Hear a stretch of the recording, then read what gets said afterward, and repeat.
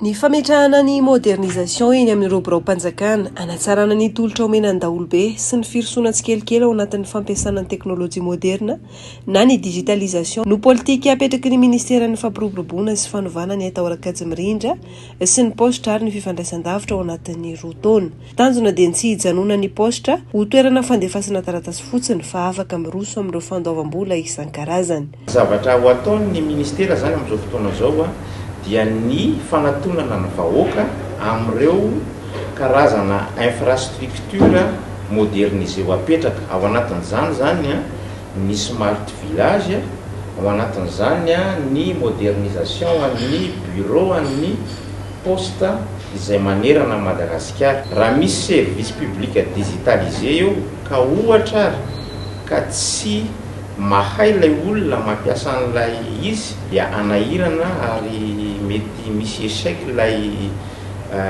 modernisation ny service public. Hojeren'ny ministera ihany koa ny resaka tarification ny internet izay iarahana amin'ireo orinasa mpifandraisana. Anatin'izany zany ny resaka hoe location ana bakipona national mety ho dinihana daholo zany ao anatin'izany ny ataontsika hoe interconnexion, zany hoe ny opérateur ray mikafandray amin'ny opérateur ray dia ao anatin'izany ny didy aman-dalàna isan-karazany dia ireo zany ilay zavatra hoe efa eo ampandanihana.